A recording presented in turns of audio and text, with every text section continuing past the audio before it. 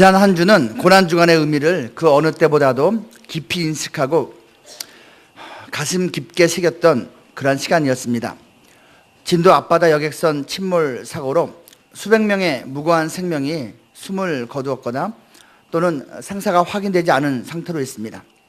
특히 제대로 꽃피지도 못한 우리의 자녀들이 차디찬 바닷속에서 고통스럽게 죽었을 것을 생각하면 아픔과 더불어서 분노가 치밀러 오르기까지 합니다. 우리는 이 일을 통해서 죽음 앞에서 무기력한 우리 인간의 모습을 다시 한번 살펴보게 됩니다. 생명이 내 것인 것 같지만 결코 내 것이 아님을 다시 한번 깨닫게 됩니다. 그리고 또한 우리는 죽을 때를 알지 못한다는 것을 다시 한번 인정할 수밖에 없습니다. 아울러서 우리는 크리스찬이기에 부활 신앙이 얼마나 소중한 것인지, 부활 소망이 우리에게 얼마나 소중한 것인지를 다시 한번 깨닫게 됩니다. 이별은 언제나 고통스럽습니다. 특별히 사랑하는 사람과의 이별은 더더욱 그러합니다. 예수님의 제자들이 바로 그러한 슬픔을, 그러한 고통을 지금 겪고 있습니다. 너무너무 순식간이었어요. 그렇게 허무하게 예수님이 죽으실 줄을 몰랐던 것입니다. 단 몇 시간 만에 재판을 받고 단 몇 시간 만에 그렇게 숨을 거두고 말았습니다. 그들은 무서웠습니다. 낭망했습니다. 그래서 도망갔습니다. 자기들끼리 피해서 숨어 있었습니다. 그런데 갑자기 막달라 마리아 그리고 다른 여인들이 나타나서 그 예수님이 살아났다라고 말한 것입니다. 그 소식을 들은 것입니다. 예수님은 이미 무덤에서 나오셨지만 제자들은 여전히 무덤 같은 그 분위기 속에서 갇혀 있었습니다.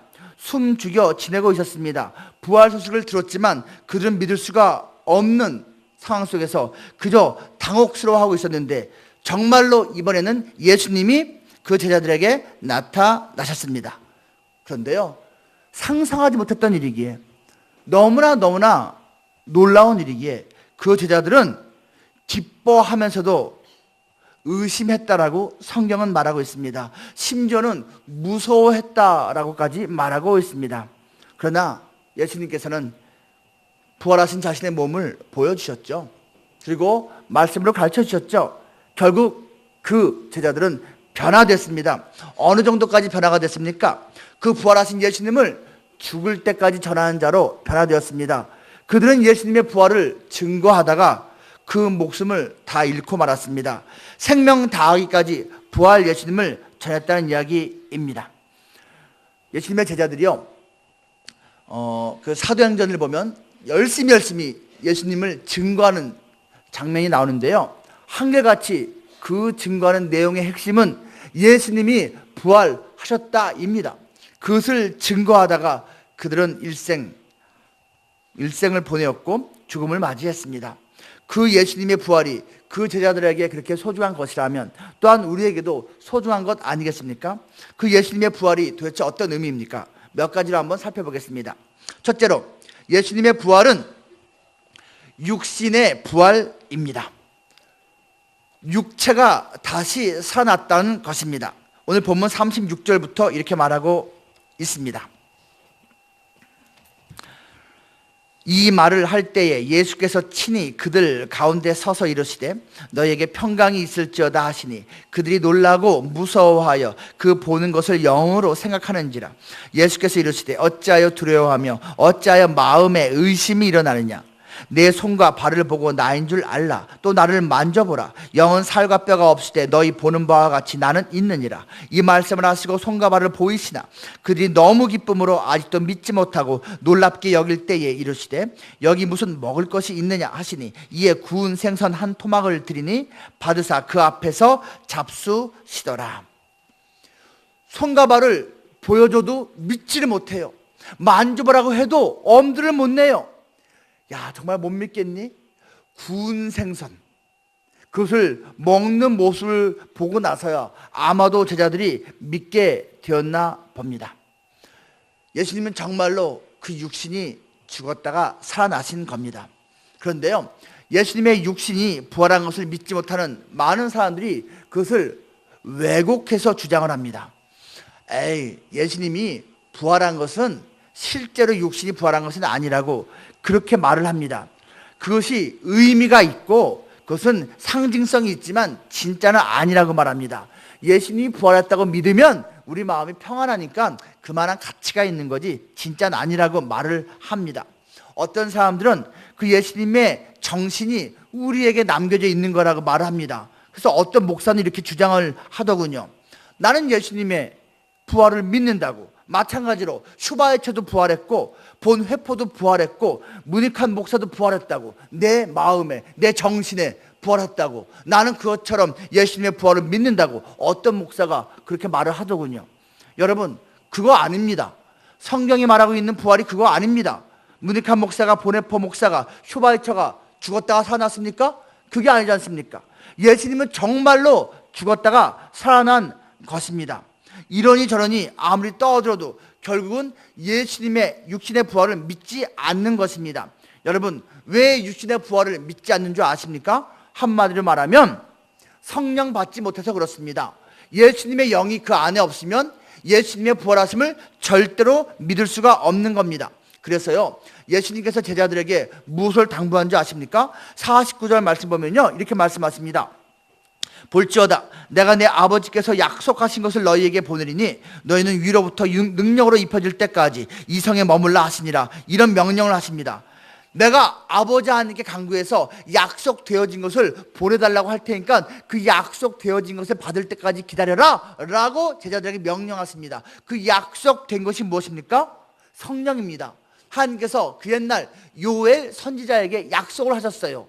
하나님의 영을 부어주실 것을 약속하셨어요. 하나님의 영이 성령입니다. 예수님의 영입니다. 이 예수님의 영, 성령을 받아야지 예수님의 부활하심을 믿을 수가 있어요. 그래서 예수님께서는 제자들에게 나타나셔서 부활한 나를 증거해라. 너희는 증인이다 라고 사명을 주셨지만, 사명을 주시면서 동시에 당장 나가서 빨리 퍼뜨려 한 것이 아니라 먼저 그 사명 감당하려면 성령 받아야 된다라고 하신 겁니다.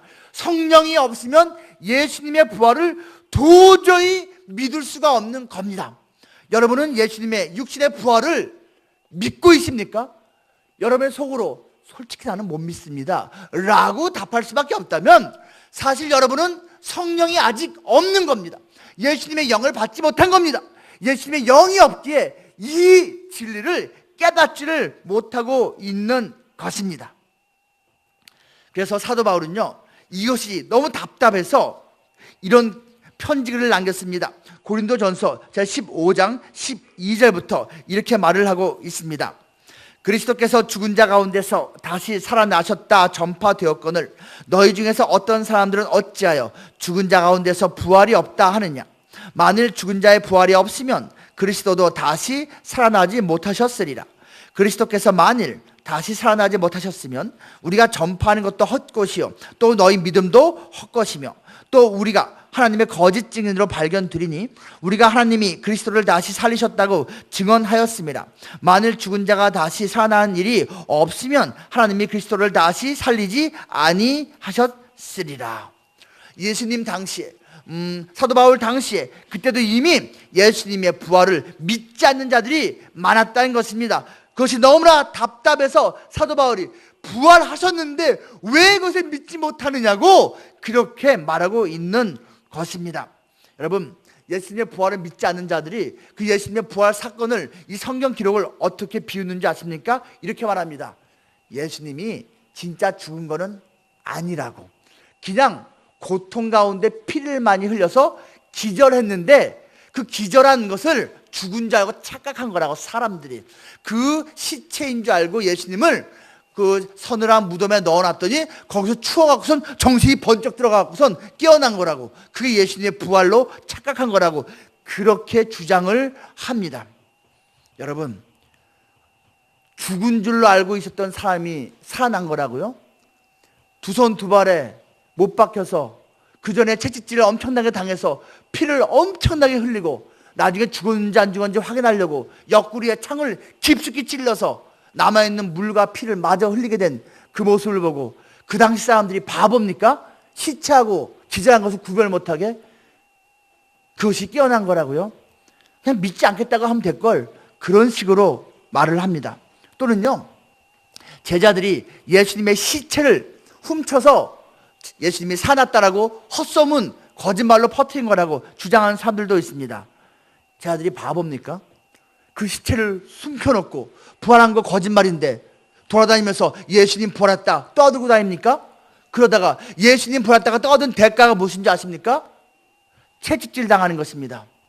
유리방황하는 것입니다. 감옥에 갇힌 것입니다. 결국은 생명을 다 잃었습니다. 거짓말인 걸 알면서 끝까지 주장하다가 한평생 고생하고선 목숨을 잃는 것, 그 제자들이 바보입니까? 바보예요? 아닙니다. 예수님의 부활 이들은 체험하기 전에는요, 겁쟁이들이었습니다. 유대인들이 자기들도 찾아서 죽일까봐 겁나갖고선 벌벌 떨고 지들끼리 숨어있던 자들이었어요. 근데 이들이 갑자기 시체를 숨겨놓고선 그 거짓말을 위해서 목숨을 내던졌다고요? 말이 되지 않습니다. 예수님의 부활 믿는 것보다 그 말이 되지 않는 얘기를 믿는 게 더 힘듭니다, 여러분. 또 어떤 자들이 말합니다. 죽긴 죽었는데 사실 예수님이 죽은 게 아니라 예수님을 위해서 예수님하고 비슷하게 생긴 사람이 대신 죽은 거라고. 그리고선 그 사람이 죽고 나서 진짜 예수님이 숨어 있다가 짠 하고 나타난 거라고. 이런 얘기를 못 배운 사람들이 하는 것이 아니라 교수가 하고 학자들이 합니다. 그냥 안 믿겠다고 하면 되지, 말도 안 되는 그런 주장을 합니다. 또는 그 무덤을 찾았던 여인들이 번지수를 잘못 찾아서 남의 무덤을 갔다고, 근데 거기 시체가 없었을 뿐이라고. 말이 됩니까? 예수님의 대적들도 그 무덤을 지키느냐고 병정들을 보내서 지키게 했는데, 예수님을 대적하는 자들도 예수님이 어디 묻혔는지 알고 있었는데, 예수님을 사랑하던 자들이, 예수님을 낳은 그 어머니가, 그 자기 아들이 예수님이 어디인지를 몰라서 헤매다가 다른 무덤 들어간 거라고요? 말이 되지를 않습니다. 심지어는요, 이런 사람들도 있습니다. 예수 믿는 사람들이 그를 신화적 존재를 만들기 위해서 거짓말로 이렇게 성경을 남긴 거라고. 총체적으로 글 자체가 거짓말이라고. 이것은 모두 불신자들의 주장입니다. 성령 받지 못했기에, 예수의 영이 없기에 그들은 그런 억지 주장을 할 수밖에 없는 것입니다. 여러분은 예수님의 부활, 예수님의 육신의 부활을 믿고 있습니까? 그런데요, 사실 예수님 이전에도요, 살아난 사람들이 있어요. 엘리야 선지자, 엘리사 선지자, 그들도 죽은 사람을 살려낸 적이 있습니다. 예수님이 살아계실 때도 3명을 살려냈습니다. 나사로 살려냈습니다. 나인성 과부의 아들 살렸습니다. 그리고 회당장 야이로의 딸도 살렸습니다. 그리고 예수님께서 죽으시던 그 순간에 무덤이 열리면서 그때도 여러 사람이 사서 예루살렘 성으로 들어갔다라고 성경은 말하고 있습니다. 아니, 그럼 그렇게 예수님이 살아난 것과 다른 사람이 살아난 것은 무슨 차이가 있는 겁니까? 큰 차이가 있습니다. 다시 살아난 몇몇 사람들이 있긴 하지만 그들은 다시 죽었습니다. 영원한 생명이 아니었습니다. 그러나 예수님은 한 번 살아난 다음에 다시 죽지 않았습니다. 영원히 사는 몸이 되었습니다. 구브로 섬에 가보니까요, 거기에 나사로의 무덤 교회가 있더라고요. 나사로가 살아난 다음에요, 구브로 섬까지 가서 예수님을 증거했대요. 예수님이 나를 살렸다고. 그 다음에 예수님이 돌아가신 다음엔 예수님이 돌아가셨는데 그 다음에 다시 살아나셨다고 그 예수님을 증거하다가 그 섬에서 죽었답니다. 그래서 그 나사로가 만든 교회가 지금까지도 있어요. 그래서 이만한 교회인데요, 그 지하에 무덤이 있어요. 관이 있어요. 그리고 그 예배당에 나사로의 시신이 다 썩었지만 이 머리 가죽만 남겨 있어요. 그것만 유리관에다가 보관을 하고 있더라고요. 진짜일 수도 있고 가짜일 수도 있습니다. 상관이 없습니다. 한 가지 확실한 것, 나사로도 결국은 다시 죽었다는 겁니다. 하지만 예수님은 다시 죽지 않는 신령한 몸으로 부활하셨습니다. 그 내용은 고린도전서 15장 44절에서 잘 말을 해주고 있습니다. 44절, 육의 몸으로 심고 신령한 몸으로 다시 살아나니 육의 몸이 있은즉 또 영의 몸도 있느니라. 그래요. 예수님의 몸은요, 영의 몸, 신령한 몸인 것입니다. 영원히 죽지 않는 몸이에요. 우리도 그러한 소망을 갖고 살 수 있습니다. 우리도 죽을 것입니다. 하지만 예수님처럼 부활할 것입니다. 그리고 신령한 몸을 입게 될 것입니다. 그 신령한 몸은 틀림없이 지금의 몸과 동일하지가 않을 것입니다.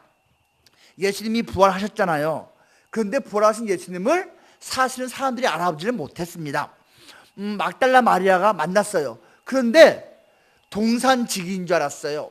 그 동산을 지키는 사람 또는 정원을 꾸미는 사람인 줄 알았어요. 그래서 아저씨 우리 예수님이 저 무덤에 있었는데 지금 없어졌어요. 어딘지 혹시 아세요? 예수님을 보면서 말을 거는데 예수님인지 몰랐다니까요. 그 예수님이 나다 말씀을 해 주셨죠. 엠마오로 두 제자가 가고 있었어요. 낯선 남자가 왔습니다. 대화를 했어요. 이 두 사람은 예수님의 죽으심에 침통해하고 있었습니다. 근데 이 낯선 사람이 그 예수님에 대해서 얘기를 하는 거예요. 예수님이었어요. 그런데 2시간이나 엠마오로 같이 걸어가면서 대화를 했는데 예수님인지 몰랐다고 성경은 말하고 있습니다. 부활하는 신령한 몸은 틀림없이 기존의 몸과 똑같지가 않다는 것을 말하고 있습니다. 여러분, 부활, 그 육신의 부활을 여러분은 믿고 있습니까? 그리고 소망하고 있습니까? 우리는 모두 그 신령한 몸을 입고 천국 가서 살게 될 것입니다. 근데 여러분, 천국 가서 여러분이 또 우리가 서로 못 알아볼 수가 있어요.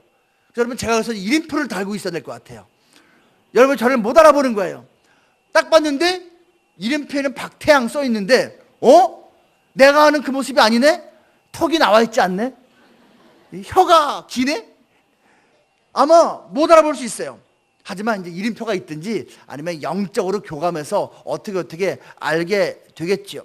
틀림없이 우리가 부활할 그 몸은 신령한 몸이고 영원히 살 몸이라는 것입니다.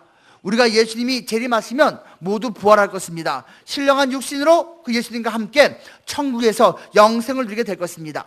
여러분은 이 예수님의 육신의 부활을 믿으십니까? 또한 우리도 이 육신이 부활할 것을 믿고 있습니까? 예수님의 부활은 또한 어떤 의미입니까? 둘째로 예수님의 부활은요, 성경의 성취입니다. 하나님 말씀의 성취예요. 그 예언의 성취예요. 기록된 것의 성취입니다.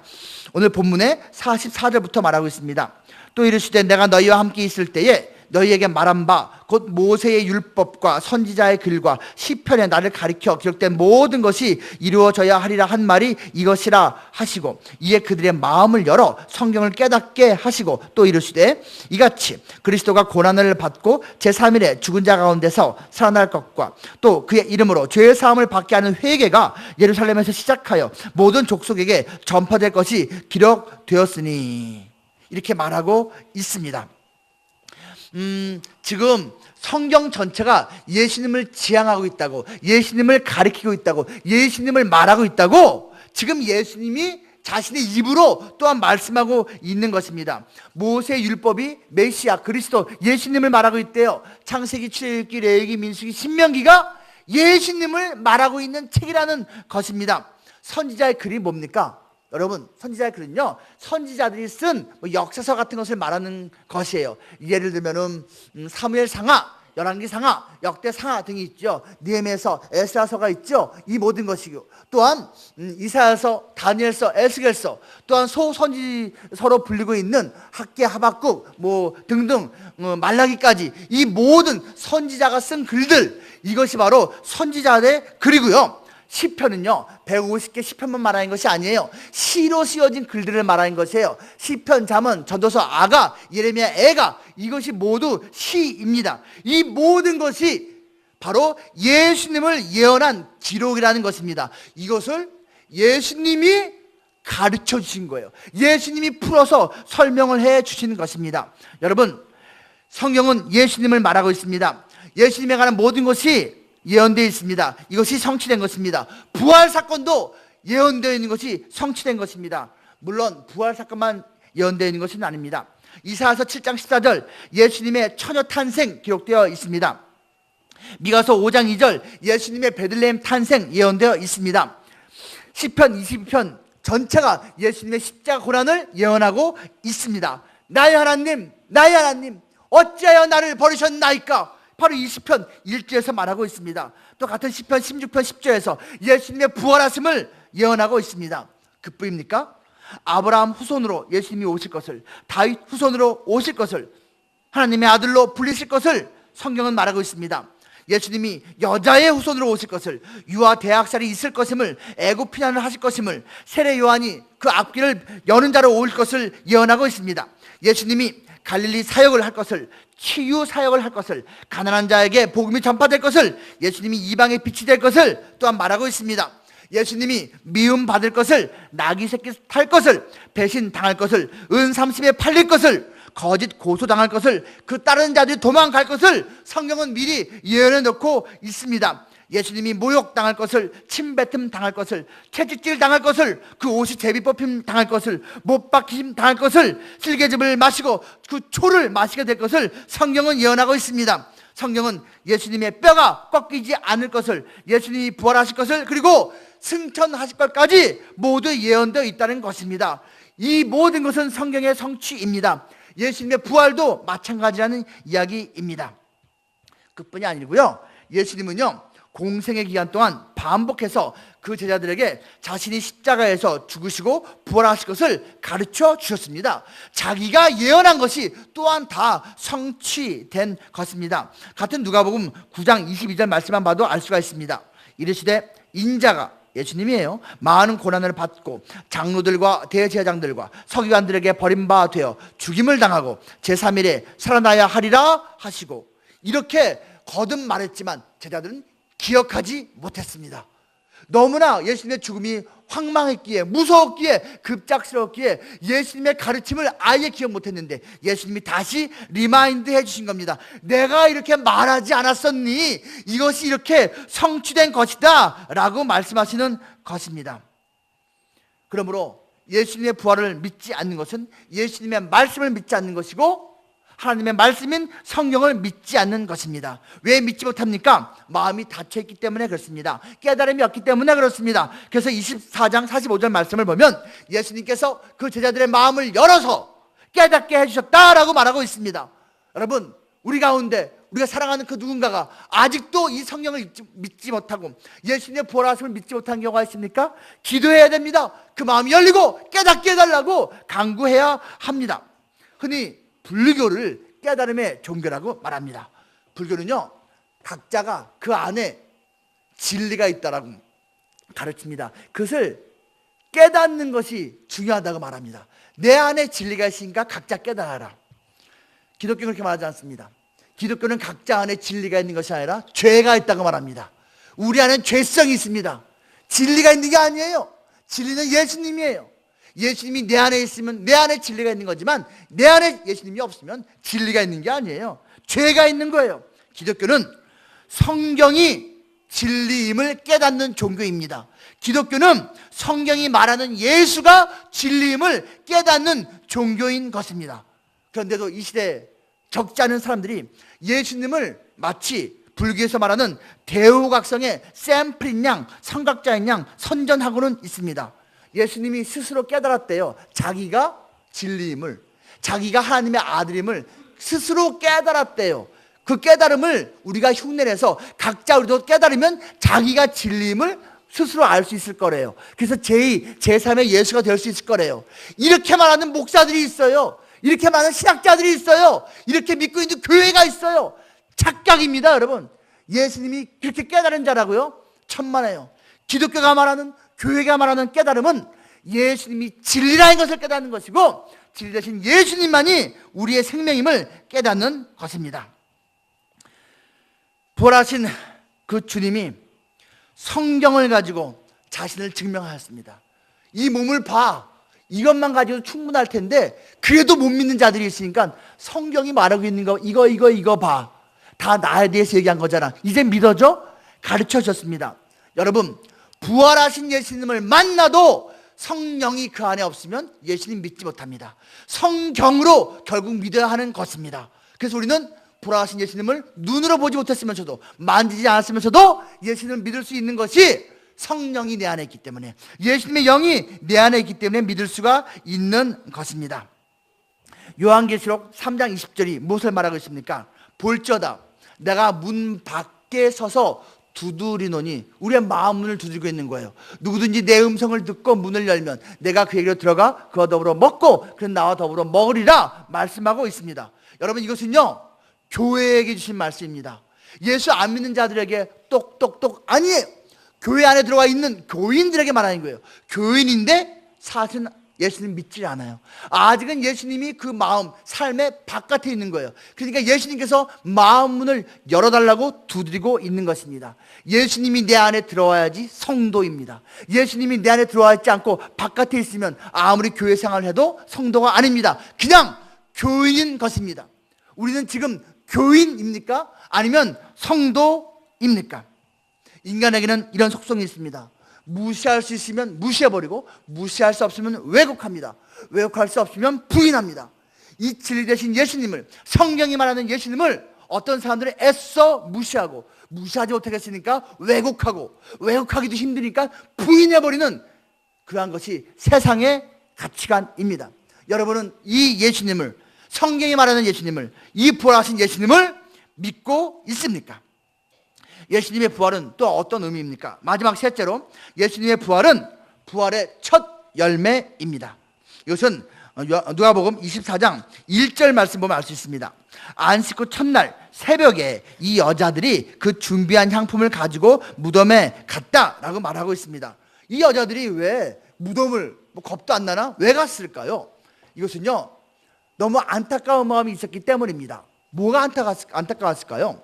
예수님의 장례를 끝내지를 못했어요. 왜 끝내지 못했을까요? 예수님께서요 오후 3시 정도에 돌아가셨어요. 그런데 오후 5시 정도에 해가 지는 거예요. 장례식을 다 치를 수가 없었어요. 다음 날에는 안식일, 거룩한 날이라서 시체를 만지면 안 돼요. 해가 지기 전에 끝내야 돼요. 그래서 급히 십자가에서 돌아가신 예수님을 끌어내렸어요. 그리고 다른 거 아무것도 좋지 못하고 그 준비되어졌던 그 아리마대 요셉이라고 하는 숨겨져 있던 예수님의 제자가 마련해준 그 무덤에다가, 그 동굴 무덤에다가 갖다가 안치를 하고 안식일이 시작됐던 것입니다. 그런데 유대인들의 관념에는요 장례를 제대로 치르지 못한 시신은 저주받은 시신이에요. 그러니까 속상한 거예요. 이 엄마 마리아 입장에서, 또는 막달라 마리아 입장에서 이 여인들 속상한 거예요. 아, 예수님 억울하게 죽은 것도 속상한데 장례도 못 치렀네. 저것은 저주받은 것의 상징인데 싫어. 우리 예수님이 장례도 끝내지 못한 거 싫어. 그 시신에다가 향품을 발라야지 장례가 끝난 겁니다. 향품 바르는 것은 여자들의 몫이에요. 여자들이 향품을 발라야지 장례식이 끝나는 거거든요.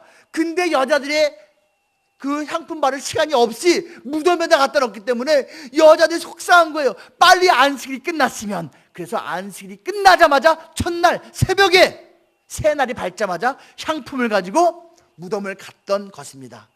그날 그 예수님이 부활하셨습니다. 가보니까 없었어요.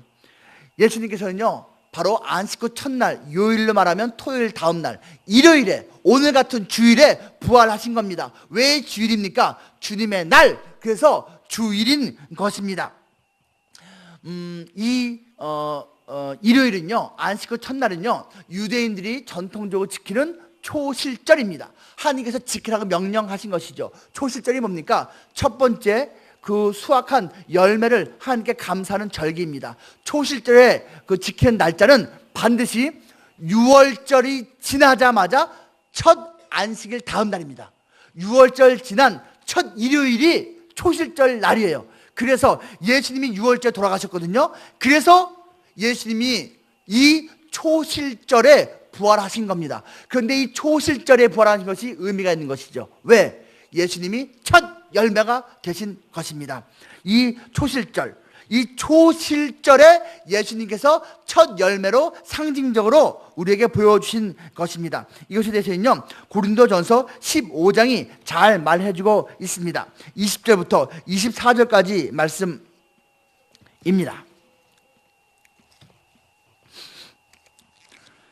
그러나 이제 그리스도께서 죽은 자 가운데서 다시 살아나사 잠자는 자들의 첫 열매가 되셨도다.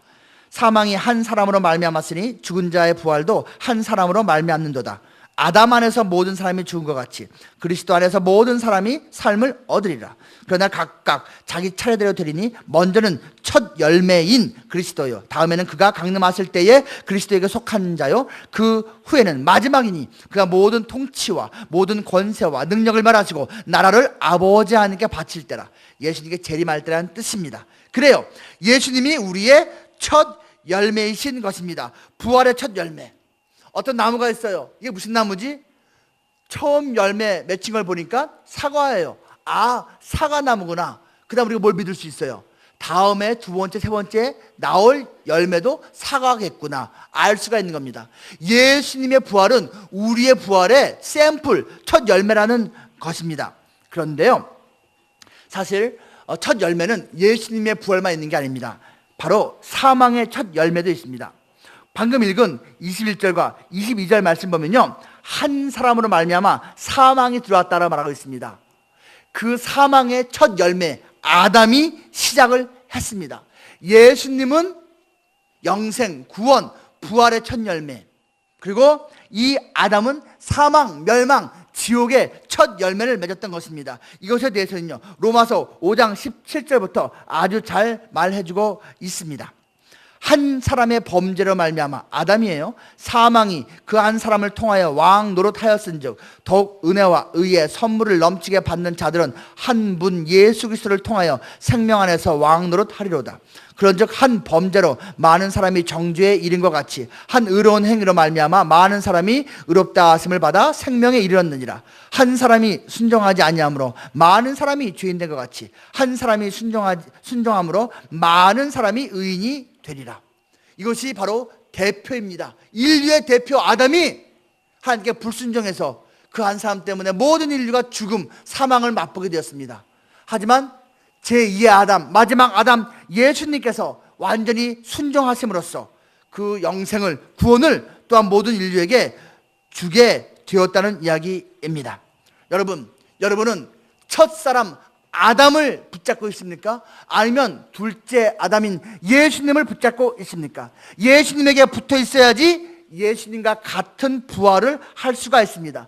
예수님이 아닌 아담의 사람으로 태어난 모습 그대로, 자연인 그대로 모습으로 있으면 영벌의 부활을 하게 됩니다. 멸망의 부활을 하게 된다는 이야기입니다. 예수님이 재림하시면 모든 사람이 부활합니다. 예수를 믿었던 사람, 믿지 않았던 사람, 의로운 사람, 불의한 사람 모두 부활합니다. 그때 예수를 믿었던 사람은 예수님과 같은 천국에서의 영생을 누리는 부활을 하는 것이고, 예수를 믿지 않은 사람은 아담처럼 아담의 후손으로서 영벌의 부활을 맛보게 될 것입니다. 예수 부활 신앙은 복음과 구원의 알짬입니다. 알짜배기, 핵심이라는 의미입니다. 고린도전서 15장 1절, 2절, 3절, 4절 이것을 잘 말해주고 있습니다. 형제들아, 내가 너희에게 전한 복음을 너희에게 알게 하노니 이는 너희가 받은 것이요 또 그 가운데 선 것이라. 너희가 만일 내가 전한 그 말을 굳게 지키고 헛되이 믿지 아니하였으면 그로 말미암아 구원을 받으리라. 1절에선 복음 말하고 있어요. 2절에선 구원 말하고 있어요. 근데 이 바울이 전한 내용이 뭐예요? 3절, 내가 받은 것을 먼저 너희에게 전하였노니 이는 성경대로 그리스도께서 우리 죄를 위하여 죽으시고, 4절, 장사지낸 바 되셨다가 성경대로 사흘 만에 다시 살아나셨다 말하고 있습니다. 바로 이것이에요. 복음 위에 서서 구원을 받을 수 있는 핵심 요인은 바로 예수 부활 신앙이라는 것입니다.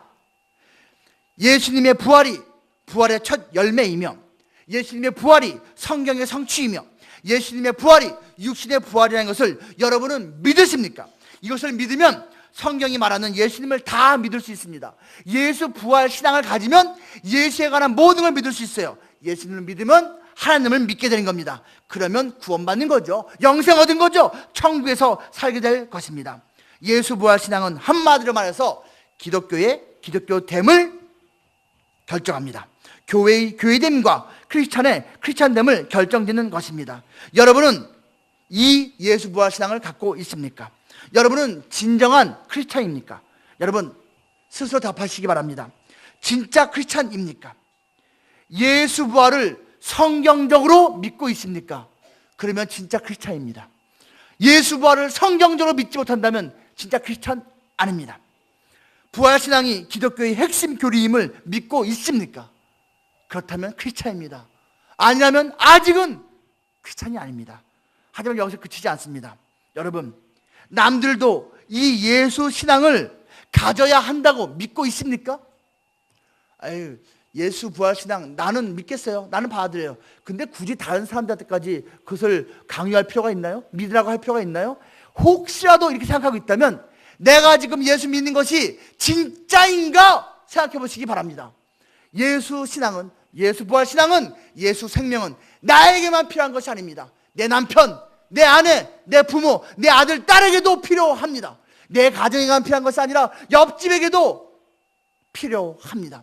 이 예수 부활 신앙을 나만 갖는 것이 아니라 이 땅에 있는 모든 사람들이 가져야 함을 인정해야 됩니다. 그리고 그것을 위해서 힘써 애쓸 줄 알아야 하는 것입니다. 바라기는 예수 부활 신앙을 온전하게 받고 믿고 간직하고 남은 평생 붙들고 살아감으로써 진짜로 저 천국에서 영생을 마음껏 누리며 살 수 있는 우리 계명의 모든 성도가 될 수 있기를 거룩하신 주님의 이름으로 축원합니다. 말씀을 생각하며 기도합니다. 나는 예수 부활신앙을 믿고 있는가? 우리 가정은 믿고 있는가? 우리 교회는 어떠한가 생각해보면서 주님, 예수 부활신앙으로 우리를 덮어주옵소서, 끝까지 채워주옵소서. 동성으로 기도합니다.